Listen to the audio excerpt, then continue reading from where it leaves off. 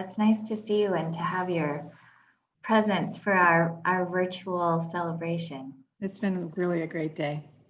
I was just sharing with Amy that I don't have my second screen, so I wasn't able to have my music going and a fun little interactive map. So I'm going to be looking down a little bit on my phone. I don't want to appear disrespectful. That's where all my questions are. We'll start, and then as folks hop in and join us, we'll get them caught up. My name is Laura, and I work in the Alumni Engagement Office. I believe I know everyone here. Thank you so much for taking time out of a beautiful October day to be with us digitally. We're really grateful. This was a big experiment for us, and this was a big step into the unknown. And I think when we look back, we'll be really pleased with how everything went today. So with me, actually next door to me is my colleague Brenda and Lisa. All three of us represent Alumni Engagement, and we're really happy to welcome you here. So what we're asking, just a few quick housekeeping items. We're asking if folks would please type in just their name into the chat, and that's how we're keeping track of everyone who's here today. Just as a safety precaution, one extra protection against any potential intruders, the chats are only going to me as the host. So I'm the only one who's able to see them. So if you have a question for Sarah or Amy during their presentation, I'm the only one who will see it, and then I'll make sure to relay that to them. We're recording today's session, so all of our homecoming festivities were on our 7th virtual event of the day. All of them are being recorded. If at all you feel you would like to not be in that recording, you can feel free to turn your video off. And then just to Amy and Sarah, I'll provide a 5-minute check-in at the end just to let you know we're near our time. So let me introduce our two of my esteemed colleagues. So Dr. Amy Bergstrom, she's been with the college for a decade, since 2010, and she holds a Doctor of Education from the University of Minnesota, a Master of Education and Graduate Certificate from Harvard, and then she earned her Bachelor of Applied Arts from the University of Minnesota Duluth. She is a member of the Red Lake Band of Ojibwe, and she has been in her role as Chief Diversity Officer since this spring. Sarah Stewart is our Associate Director in the Office of Equity, Diversity, and Inclusion. She's been at the college for 5 years, and she started as the Multicultural Student Success Coordinator. And she's really excited to lead the office in expanding opportunities for student mentorship and leadership within social justice. And she didn't put this in her bio, but I think it's worth sharing that she was also the recipient of our 2020 Kathy McNamara Award, which is the highest award that we give to a faculty or staff member here based on their commitment to our students. So she didn't give that plug to herself, but I'm happy to do that on her behalf. So Sarah and Amy, I will turn it over to you and let you dive in. All right, well, thank you very much, Laura, and it's very nice to be here with all of you this afternoon and to be part of this sort of inaugural virtual event that your office is hosting. So Sarah and I are excited to be here. Sarah has some slides, I believe. That is she able to share her screen, or yeah, here we go. Okay. Yeah, just some slides that we put together for this presentation. And please, if there's questions along the way, I sort of approach this as a, sort of informal as well, discussion and dialogue. So please stop me, or Laura, you know me well enough to just interrupt me and tell me that there's a comment or a question. So please do that. So again, welcome everyone to this virtual event this afternoon. I'm Amy Bergstrom, and thank you, Laura, for the introduction. I have been in this role as Chief Diversity Officer since the middle of May, and it's been a wonderful experience and transition in this new role, which is a new standalone position that was created recently. And so it's nice to be here and to be sharing with each of you sort of the efforts and work around our equity, diversity, and inclusion. So I'm going to ask Sarah to go ahead and just move the slides a little bit. I'm just going to give a little bit of a background of sort of each of us, who we are in terms of what we bring to our work. So as Laura mentioned, I'm not new to the college. I've spent my career in education, and I started out as a middle school English language arts teacher. So I bring that experience with me as well before I transitioned into higher education. And prior to joining the faculty here at the college, I spent 13 years at a neighboring institution working primarily in the area of teacher education, where I focused on the recruitment, retention, and graduation of American Indian students interested in becoming teachers, and found that work to be very valuable and very important, primarily in the region that we are residing in. And so I do bring that background with me as well. I have a 13-year-old son who keeps me very busy, especially in this COVID life that we're living, and have a very large family and extended family. So I bring those experiences with me as well as I think about this work that we do collectively. So Sarah, I'll turn it over to you for additional things you may want to share. Yeah, so thank you for your introduction, Laura. I am Sarah Stewart, and I'm from St. Paul. I went to UMD for undergrad, and I went there as a first generation college student, and ended up going and doing, I did English, and I did a master's in English, and then realized that a lot of my experience as a first generation student, and a lot of my experience of going to UMD, which was away from home for me, really led me to want to do something probably a little more closely interacting with students. And when I went to college, I didn't know that student affairs or all of these sort of different staff positions were a thing.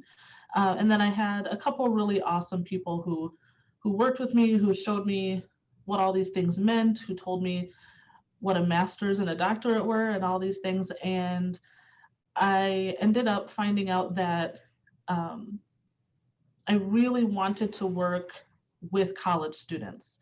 My first major was elementary education, and it was not for me.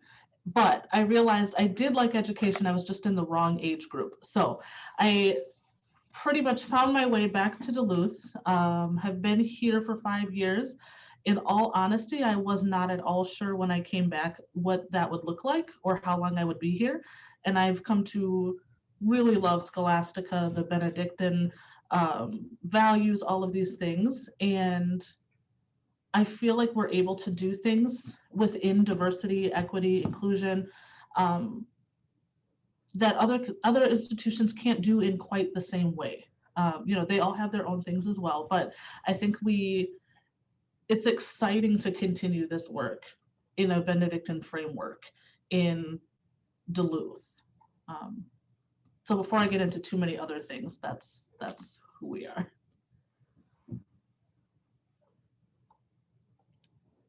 Okay, so I'm going to just talk a little bit about the newly established CDO role that I have here, and then Sarah's going to talk specifically about the Office of Equity, Diversity, and Inclusion, and sort of the work and the good stuff that's going on in that office. So as I mentioned earlier, I'm new to this role. I assumed the position in the middle of May. And again, this is a new standalone position for us here at the college. So it's been exciting to learn this new role. The work has been elevated, as you know, to the president's office. The president, I report directly to President McDonald. And, historically, the position was together with our VP of Human Resources, and the Office of Equity, Diversity, and Inclusion sat under our Student Affairs Division. And one of the ways in which the work is really being rethought about and restructured is by having a standalone position, but also taking the Office of Equity, Diversity, and Inclusion out from under Student Affairs, so that we can work a bit more collaboratively and across campus, and building bridges between student affairs and academic affairs. So we know our students' experiences both in the classroom and out of the classroom are extremely important. And how can we bring our shared vision and goals around equity, diversity, and inclusion to ensure that those bridges are being built between those experiences that are very important that our students have, again, inside and outside the classroom. So part of this new position and this role is really thinking differently about this work and restructuring the work around our inclusive excellence plan as well. And so part of that is ensuring that we have updated our IE 2025 plan, which has existed for a number of years here. And so it's been really fun to reimagine that work and update it with many constituents across campus, providing feedback, as well as our students, to updating that plan and creating some real strategy around the tactics. And so one of my roles is to ensure that we are implementing those tactics and strategies, and that we have some accountability across the board around this work, and to make sure that we're making progress, so that we have key check-in areas, if you will, periodically, and a good timeline and a good structure for how we want to implement and really move this work across campus. Subsequently, I work my role in terms of the CDO. I oversee the EDI office as one capacity, but also to really work in collaboration with our Center for Teaching and Learning. So our faculty are getting opportunities and professional development around equity pedagogy, best practices of inclusion in their teaching, working closely with Dr. Neil Whitico, who is the director of our CTL, and really offering support for faculty, primarily in their teaching, but also how they're thinking about their research, as well as their service, and how we might be able to support faculty who are interested in some of those initiatives that might fall around equity, diversity, and inclusion. Primarily, if you will, we've restructured the Office of Equity, Diversity, and Inclusion. We've updated the name of it. We've restructured Sarah's position, as well as the Student Support Specialist, which are the two primarily staff positions that exist in the office. And partly in doing that is to ensure that the office reaches, for example, a broader segment of the campus. So again, working with academic affairs, working with our graduate council to ensure that our graduate students' needs are being met, and also to be really targeting some very specific communication and support for our students, primarily our students of color and other historically marginalized students that are on our campus. So I really see this sort of many webs, if you will, or many threads that are touching many, all areas of our campus that we are sort of weaving together. And at the end of the day, this work is grounded deeply in our Benedictine values and our identity of who we are as a Catholic Benedictine institution, because the idea of inclusion and equity and social justice is deeply anchored in our identity as that Catholic Benedictine institution. Sarah, I'm going to ask you to slide, and I'm going to turn it over to you to talk a bit about the structure, the new structure of the EDI office. Yeah, so we have a new structure within the office, and I just want to acknowledge, I saw that Tressa Erickson is on this call, and Tressa worked in the office before I came.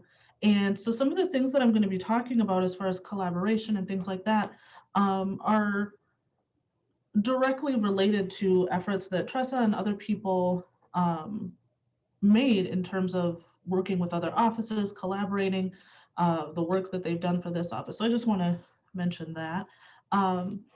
The positions are now looking a little bit different. I'm now the associate director of the office, and there's a position open for a student success specialist. And so that's open right now, and we will be hiring for that person in the next, few months here. And some of that, the changing titles, et cetera, is because we're going to be expanding our work, as Amy kind of talked about a little bit already. Our work is now including graduate students. Graduate students reached out and told us that they wanted to have some sort of interaction with our office more than they had before. They wanted to know, what are we doing? They wanted to know, can we come over to the Bluestone building? And those were all really good and helpful things to know, that graduate students want to be involved. And so we've already found some ways to work with graduate students, and we will continue doing that. There's also going to be an increased collaboration with different offices across campus. So we've had some meetings recently with campus ministries, student activities, a little bit with WellU. We've talked with Sean's program, Outdoor Pursuit. And we've been trying to think of ways that social justice, this diversity work, can go across campus, can go into different areas. Where are we maybe already doing work that, rather than repeating, we're working together?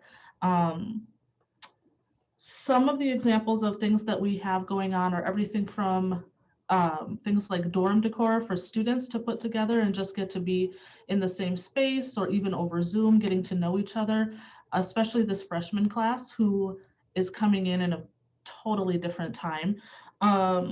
We have things that are, all of these different places are putting on different Zooms, webinars, all these things.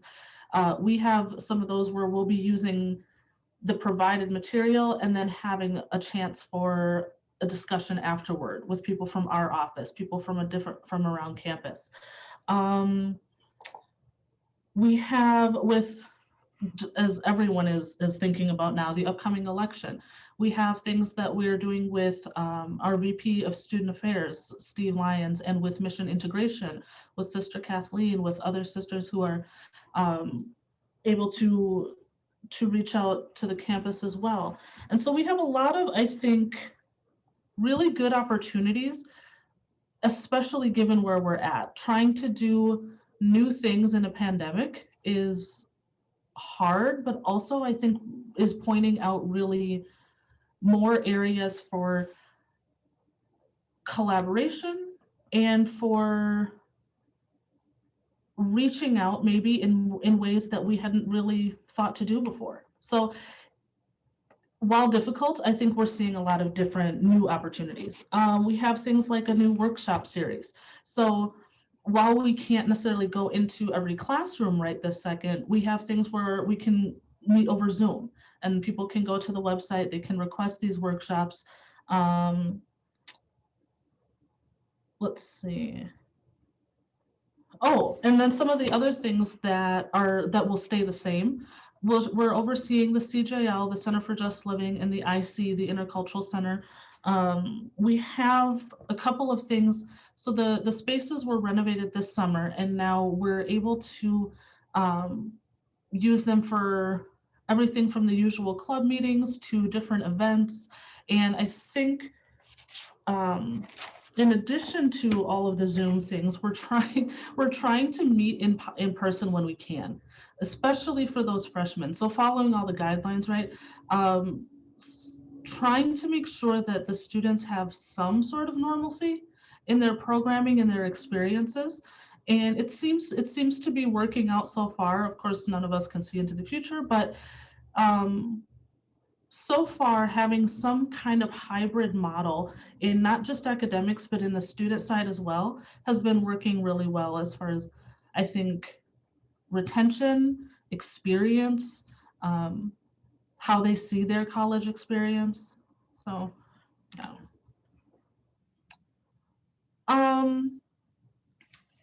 Here, and actually, I know that this links. Amy, do you want me to go to the page, or do you want us to just include it later? I think it's just important to note that the office website has been restructured and updated. And I mean, if you would like to go there, that's fine, but just important to note that it's new. Okay, it doesn't, right now, it doesn't look super different, so we don't have to, I won't make you dizzy going back and forth. But if you want to go to that webpage, it has been updated. That's also where you would do things like your workshop requests and all that kind of stuff. That student support part has been updated, but there's more coming. So if you want to keep that in mind, to keep looking at it for these changes. The professional development and workshops are there, of course.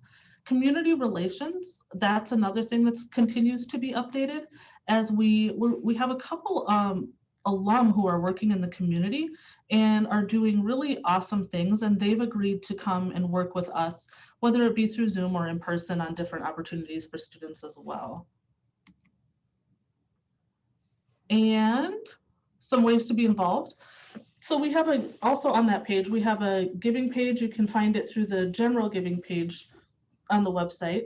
We have some opportunities coming up for mentorship. We would love for alumni to be working with us on things like panels, professional opportunities, things like that, so that you can connect with current students and you are able to give back to those CGL students, those CSS students, all of them. And we have some more volunteer opportunities. This one is a little bit open. If you have ideas too, we'll have things coming up, but if you have ideas for ways that you think that your current job or what you're doing could work with our office, we would love to hear from you.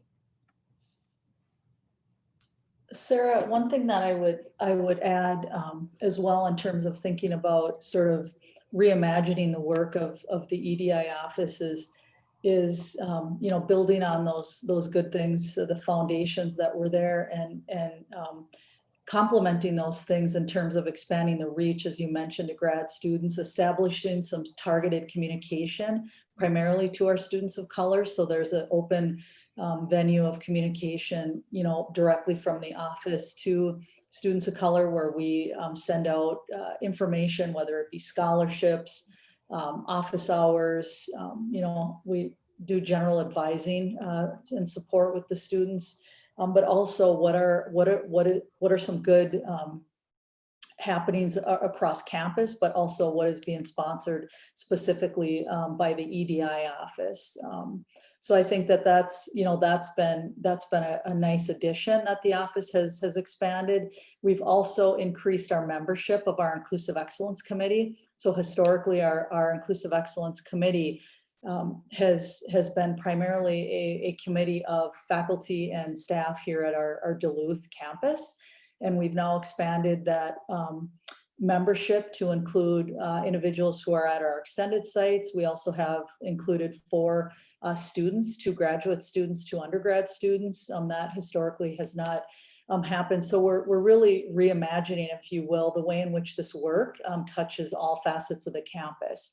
So, you know, I think the symbiotic relationship that my position has with various divisions across campus is only going to help leverage the work the EDI office does in terms of really getting into these various aspects that our students experience across campus, and provide that comprehensive support to ensure that our students are being successful, right?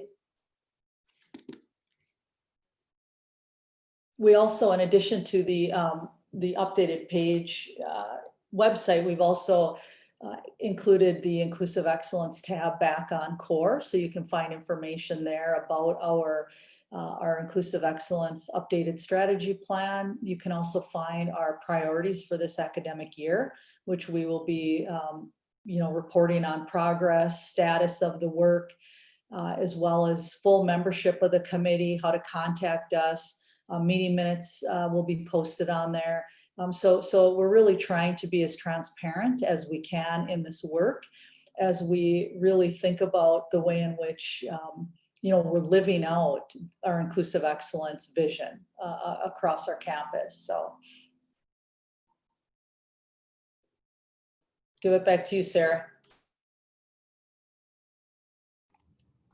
So that's pretty much what we have for you. If you have any questions, thoughts that you'd like to share, we would love to hear them. I am going to stop sharing so then your screen can go back to normal. Thanks, Sarah, Amy. I'll start. I know sometimes it's hard to get the momentum going with questions. I'll begin, and then if other folks have them, please feel free to unmute yourself, or you can type a question in the chat. I'm curious, how did you both find yourself, when you think about vocation and the idea of calling, what called you to this work?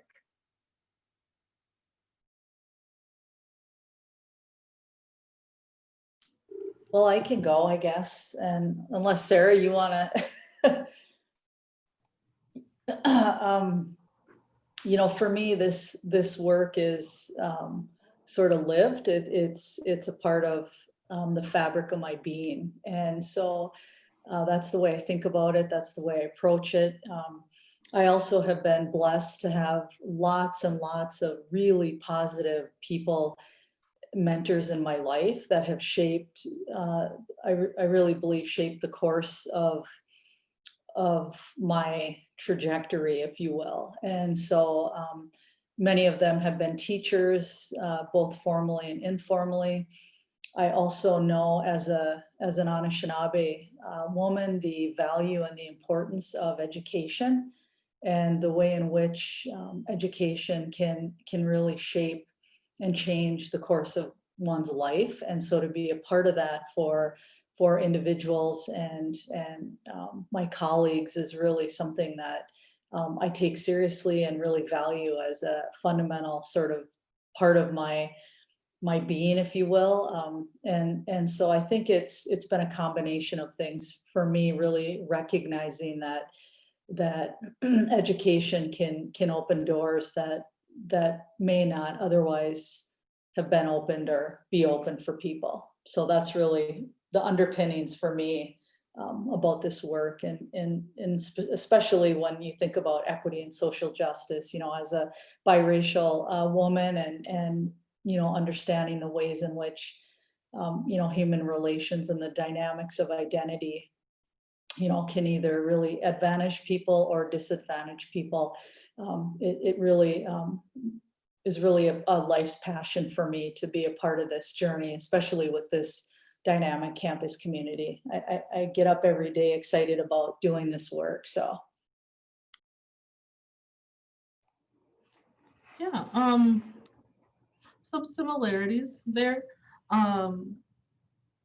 Like I mentioned before, so I was a first-gen student, and so I finished my bachelor's, and then when I finished my master's, all of my grandparents were gone, and my dad was like, "Oh, your grandma would have been so proud." And I think about my grandma, both of them, but thinking about my grandma from Mississippi, who came up by herself to Chicago and didn't, there's nobody else with her. And she raised her family and she did all these things, but she did really hard things by herself, purely for her children and everybody else after her. And so all of these things, there's, I think, a little bit of a personal sort of responsibility to do something with that. And I think about one of my favorite people in the world is Fannie Lou Hamer. And she had this quote that said, "Nobody's free until everybody's free."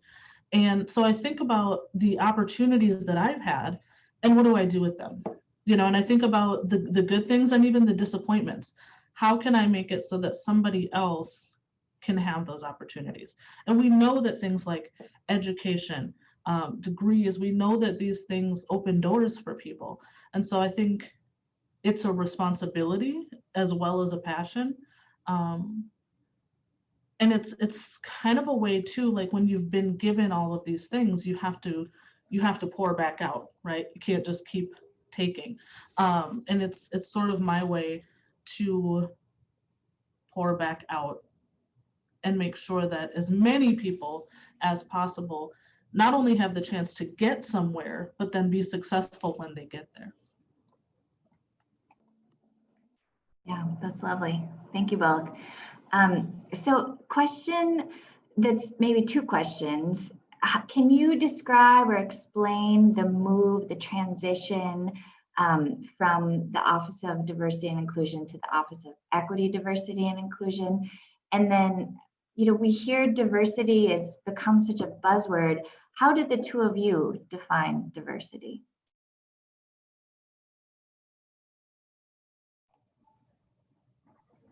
So Amy, do you want to talk about the office name change? Or I can, but would you prefer to? Okay. So our office name changed just a little bit, partly because in this sort of field of diversity as a work, we're some even just terms and names and that change. And so some of the ways to even when reaching out to students and thinking about how we appear to somebody who doesn't maybe know about us yet, who doesn't know about college yet, and all the different names of student affairs and what is faculty, what is staff. It's just number one, I think, been a priority to have the office name reflect more sort of current terminology, as well as recognizing that that conversation between equity versus equality is one that continues to happen. It's one that continues and even continues to confuse. And so one of the things that we wanted to have clear is that we do have a focus on equity, that we do understand the need for equity. So some of it is just kind of keeping up with the times. For me personally, the idea of diversity, I just told the freshman class this one welcome weekend. We often have this thing where we make diversity as a term synonymous with people of color or underrepresented groups. I am not diversity, right? And so I keep telling the freshman classes that diversity means that we're all there, right? So we can think about race, and that's part of diversity, but we can also think about age, we can think about ability, we can think about socioeconomic background, we can think about all of these things. And if there is a group full of biracial 35-year-old women with cats named Rosalie, that would be fantastic for me, for us to all be in a room together, but it's not diverse. We're all the same. So I think about diversity in terms of how are we making sure, and how are we continuing to make sure, not just one-time projects, but how do we make sure that we're all represented, and that when we are in that room, that people feel that they are being represented and heard and comfortable to speak from their own personal backgrounds, because hopefully they're not all the same.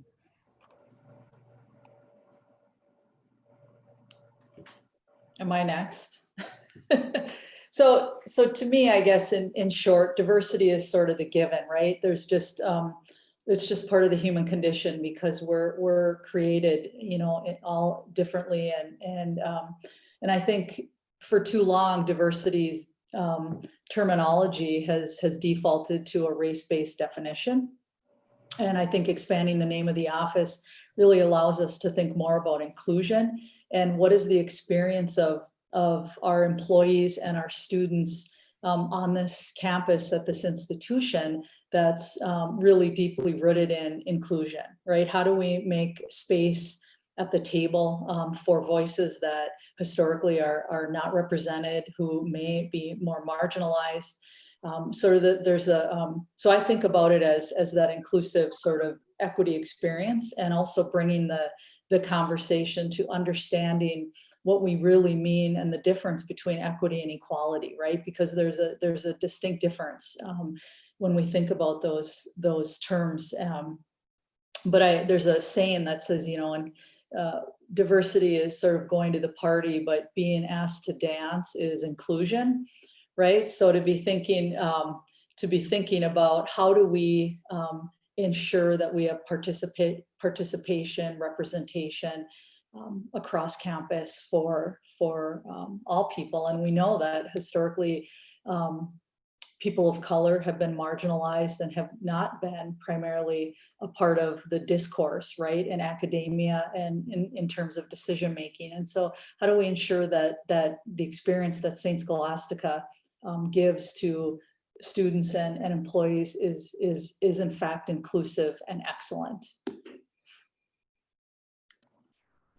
Thank you both. I have many more questions, but is there anyone else in the group that would like to ask Amy and Sarah something? Thank you, Amy, and thank you, Sarah, for your presentation. I really have learned a lot just listening to the two of you, and meeting you in this way has been really a treat.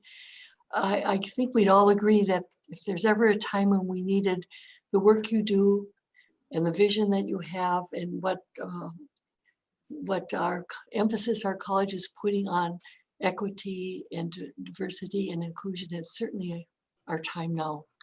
So I'd just like to ask you, I know this is maybe too broad a question, but zero in as you can, or if you wish. What would you say is right now one of your greatest achievements regarding the dream and the work that you're doing, which is so essential? And what would you say is one of the greatest challenges?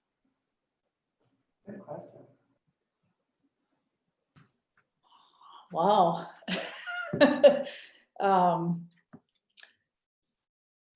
Sarah, you can jump in, or I can. I mean, one of my greatest accomplishments, I would, I you know, and I say this sort of, you know, humbly as well, but is really being invited to this role, right? Because it's not a place I envisioned myself being. You know, if you'd asked me 10 years ago or even 5 years ago, if I would be sitting here in this position, I would not have. So I would say that has been probably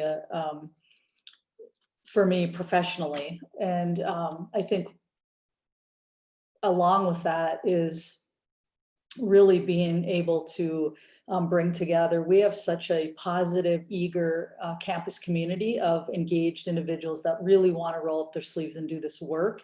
And I think being able to really tease out those pockets of really good energy and to be able to pivot them outward facing in our campus to really roll up their sleeves and make progress on this work. And to just juxtapose that, I would say that is probably our biggest challenge. The needs that we have here are deep and wide. You know, the challenges that we're facing are not challenges that have occurred, you know, overnight. They exist longitudinally over time. Some are baked into who we are as an institution, and how do we think differently about the way in which we do our work that continues to foster the anchor of who we are as a Catholic Benedictine institution. And I think that you know, there's a lot of work ahead of us to do, but I really believe in this community and that we're gonna get there. So thank you, sister, for your great question.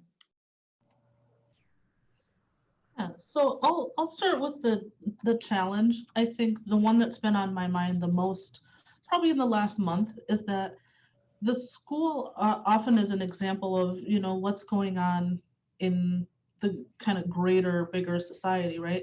And so just as much as we're all struggling with COVID, you know, we're in a pandemic, there is an election coming up that, you know, most people feel really strongly about. The students are going through the same thing. And so sometimes for me, it would be really nice to come to work and be like, it would be my break from the real world.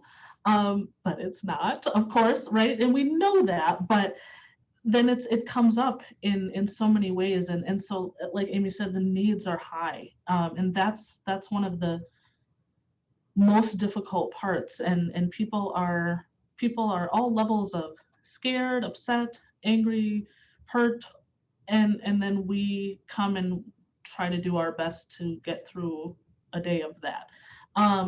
But sort of related, I think personally one of my greatest achievements is retention, and retention of the students who are probably in many ways are most vulnerable. When I went to college, I never really like said I was a college student. I did because I was waiting for it to kick into like when I felt like a college student, and I never really did. And so when I hear students say like, "Oh, I was at home," and and it's hard to think of an exact example, but they'll say, "Oh, like back at college," or "Well, I'm a college student," and they're so proud to say that. And so I think the fact that they have pride in that means that it's working. They feel like a college student. They feel like part of the CSS community. When they talk about the Benedictine values passionately, that is not a thing that I ever experienced in my undergrad. And so I think that we're doing it. And I think that even some of the hardest work, it's good to have some sort of feedback or things like that. A student called me the other day. He was having a really rough time, and somebody had hurt his feelings, and he was really upset, and we talked through it. But it was like some things that in this person's life, he didn't know how to get through this sort of thing. This is something new that he had never come across before. So to be able to say, I know what it's like to be there, but I've also dealt with this. So here's what we're going to do first. I think was really validating in saying that our office, I myself, these things, it's working. And that, while we can't rely solely on those things, it does feel like when you get them, it's like, oh, that is an achievement. We're doing good work. Thank you both. We're very blessed to have you.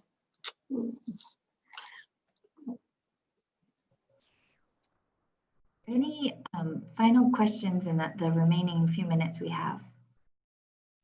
Me. Go ahead. Okay. So I was wondering if you kind of mentioned like a mentorship thing, but I was wondering if you had any other plans for like career services and like postgraduate support for students.